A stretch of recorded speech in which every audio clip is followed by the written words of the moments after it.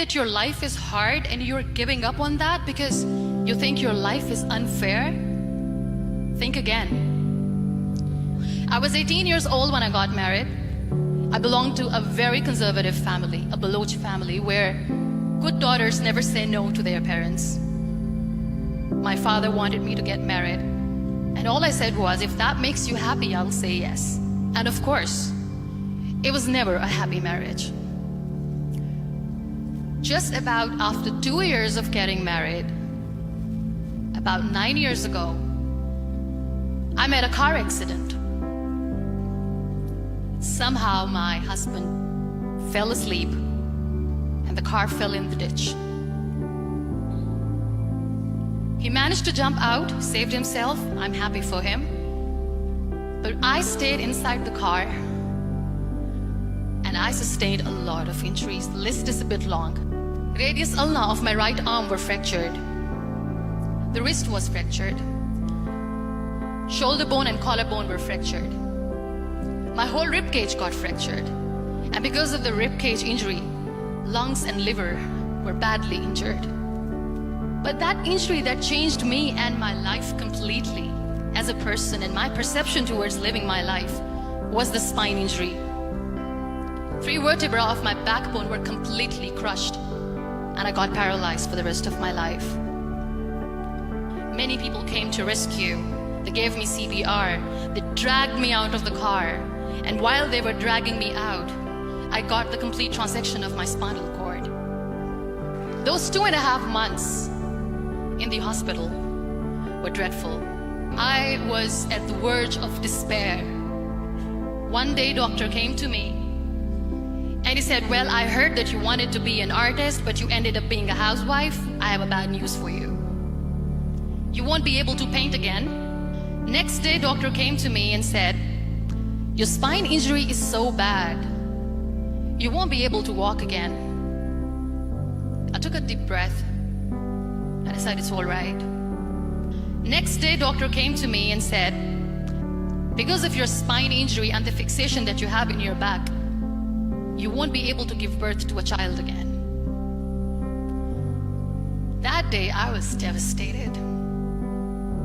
I still remember, I asked my mother, why me?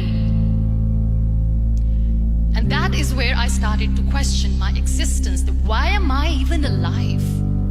And that is where I realized that the words have the power to heal the soul. My mother said to me, this too shall pass. God has a greater plan for you. I don't know what it is, but He surely has. That day I decided that I'm going to fight my fears. So I wrote down one by one all those fears. And I decided that I'm going to overcome these fears one at a time. You know what was my biggest fear? Divorce. I couldn't stand this word. I was trying to cling on to this person who didn't want me anymore, but I said no. I have to make it work.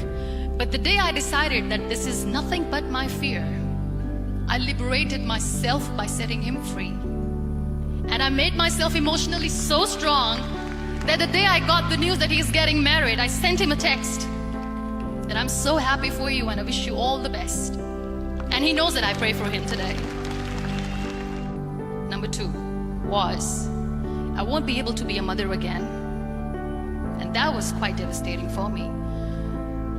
But then I realized there are so many children in the world, all they want is acceptance.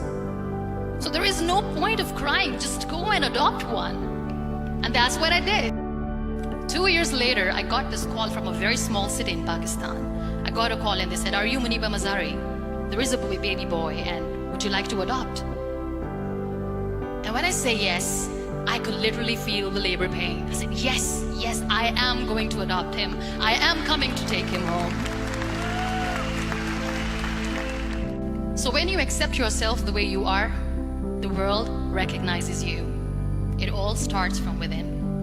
We have this amazing fantasy about life. This is how things should work. This is my plan. It should go as per my plan. If that doesn't happen, we give up. I never wanted to be on the wheelchair. Never thought of being on the wheelchair. This life is a test and a trial, and tests are trials are never supposed to be easy. So when you are expecting ease from life, and life gives you lemons, then you make the lemonade, and then do not blame life for that, because you were expecting ease from a trial. Trials make you a stronger, better person. Life is a trial, and with time you realize that. It is okay to be scared. It is okay to cry. Everything is okay, but giving up should not be an option. They always say that failure is not an option. Failure should be an option, because when you fail, you get up, and then you fail, and then you get up, and that keeps you going. There are so many people in the world who are dreaming to live a life that you are living right now. You have no idea. Embrace each and every breath that you are taking. Celebrate your life. Live it. Don't die before your death. Live your life fully. Accept yourself the way you are. Be kind to yourself. Real happiness lies in gratitude. So be grateful, be alive, and live every moment